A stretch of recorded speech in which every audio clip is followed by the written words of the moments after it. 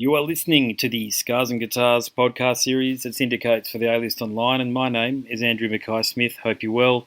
It's been a while between episodes. There just hasn't been a lot to promote, unfortunately, because of this bloody COVID thing. But you're about to listen to a conversation that I conducted with Ivar Bjørnson from Norway's Enslaved.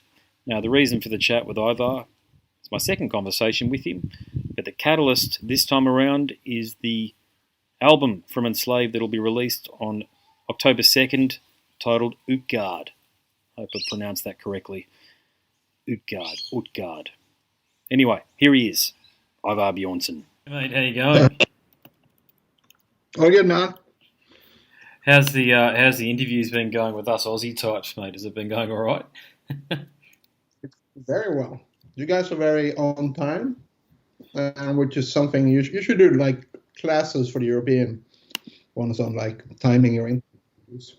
Oh, is that right? Is it? Do you think I've had a few conversations with people about this because you're speaking in English? Do you think that some people from some of these European countries, they don't have a good grasp of the language, so they're far too direct and they're just not polite in the way that they ask questions?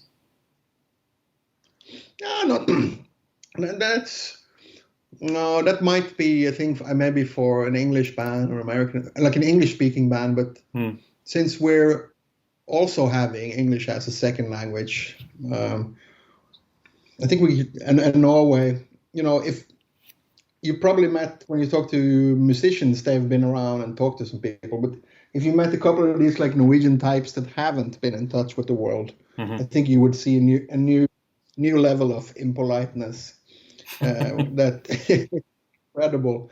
Just this whole thing about like please or thank you, whatever, is like totally alien to some of them when they go abroad. It can be quite amusing if we're somewhere eating in the UK or something, and there's like these Norwegian rednecks next there and they're trying to order a meal or whatever.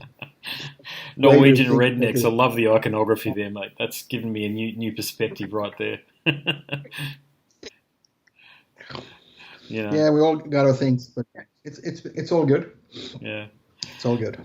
Fair enough. Yeah, look, I've just finished uni actually, and there were you probably know there's a bunch of people from Norway, and I know Sweden isn't Norway, but it's Scandinavia, and there's a bunch of people from Sweden down here as well.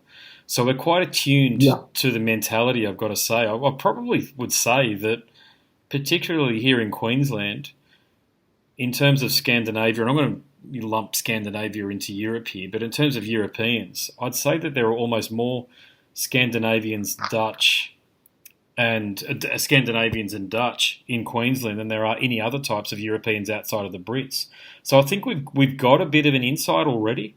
I've certainly done plenty of classes with Norwegians actually, and yeah, it's always it always impressed me how polite the Norwegians were, but also smart as well. Like, just not dumb. I don't think I've met a dumb Norwegian, I've got to tell you, which is why your redneck comment was so hilarious to me. Yeah, we're hiding them up here, man. Well, they can stay there, man. We only want to get people like you and the people that I've met. There you go. So, mate, I better kick things off. But before I do, mate, how much time have we got? Have we got about 20 minutes or so? Yep, exactly. Sweet. Okay. Look, Utgard sounds like yet another worthy album from Enslaved. But it's actually a 15th, which I find amazing because when you think about the odds stacked against any band, yet alone a black and Viking metal group from Norway, you'd think that you wouldn't make it this far, but you've done it against the odds. So I must ask, do you feel a sense of relief, or is it a sense of accomplishment that the public will finally hear Utgard on October 2nd?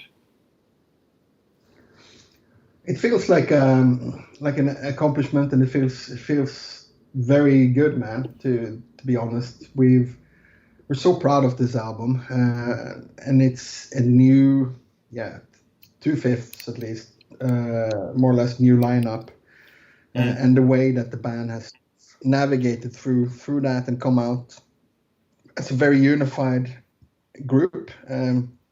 Everyone is really, I think, shining on this album. And it was supposed to be released on May the 2nd, but it got postponed in October, which is it's nothing. I think we have bands all over the world who got the tour cancelled as they were. I know actually, for some reason, I know three bands that landed in the US had to go back at the beginning of their US tours. We're speaking the losses. One thing is the financial stuff, but like the blow that those guys must have felt being dealt at that moment must have been really, really bad. We avoided all that stuff. We have been doing the promo. The media and the fans have been really, really interested and set aside a lot of time to hear what we have with this album. And the 15th album, that aspect is really weird. It didn't really strike me before it started being written, and I didn't think about it for some reason. I guess I lost a little bit track after number 10. It didn't really make. It doesn't really. Yeah, it's too abstract in a sense, because it sounds like a really old band, which I guess we kind of are relatively old, but in the same sense, we really feel that we're still in that forward momentum that we've been all the way. It's never been about looking backwards. We're playing the old songs live. They feel much like the new ones. It's all a constant movement for us, and getting this level of attention and recognition is it's very inspiring, I have to say. You do move forward. You are a progressive band in the true sense of the word. And let's talk about the killer track, Homebound. It's probably my favourite cut from the album.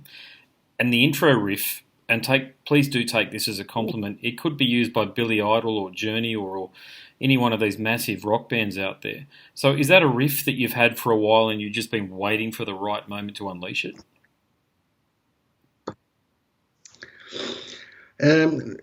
It did appear within this writing cycle, but I wanted to.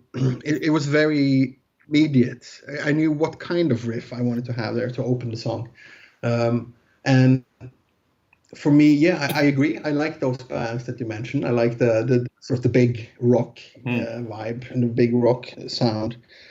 Billy is cool and all that, but for me, the inspiration was a little bit also a nod backwards to the thrash idols that I had when I started playing the guitar around electric guitar around 9-10 years old.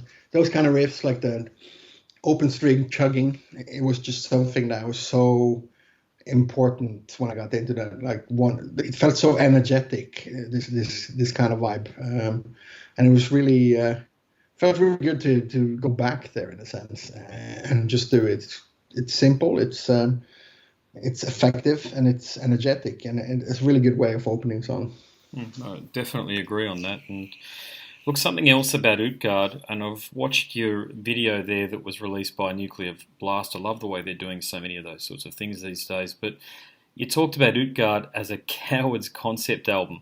So look, I do host a podcast series, so many people listening, they may not have seen your video on YouTube discussing this subject. So can you explain the concept?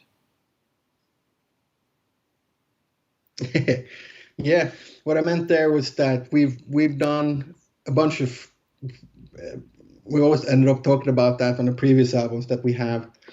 Not all the way concept albums; they're thematic albums, but it's not like an entire story, and that's why I came up with the term like a coward's concept album would be a thematic album, which we've done a bunch of, and this time we decided to go all the way for what we consider to be the full-on concept album, where there is a storyline from the beginning to the end, not necessarily moving in any sort of straight time-space line forward, like not person A going from there on the map to the other place on the map like that, but it's all taking place in one environment. It's all dealing with one concept, and it's the same characters that's sort of being followed, or narratives throughout the album.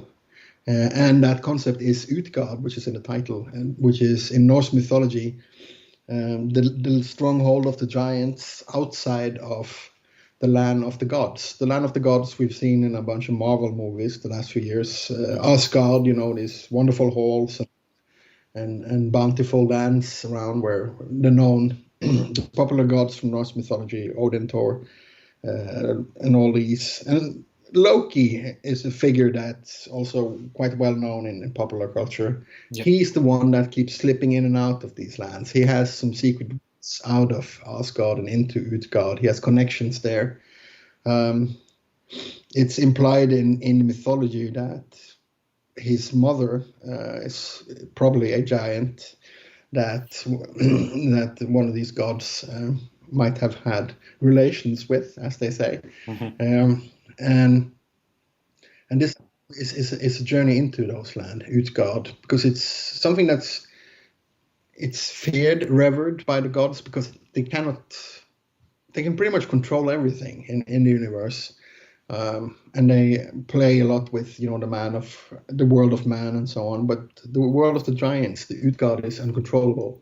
It's chaotic, but it also has limitless potential. It has magical weapons. It has magical beings and so on, and lots of things that the gods sort of desire, but they cannot control it. Mm-hmm. And that sort of makes it even more potent, I guess. And this is also used in or spoken about in psychology as a metaphor. Cool. Yeah. For the conscious mind versus the unconscious, and that they are sort of codependent, but in some kind of there's a tension that needs to be resolved in a sense. They cannot be unified. You cannot, if you open your conscious mind to the content from the chaos of the unconscious, you go, that's when you're mad, and we have diagnosis for people who live in that state. Mm-hmm. Yeah.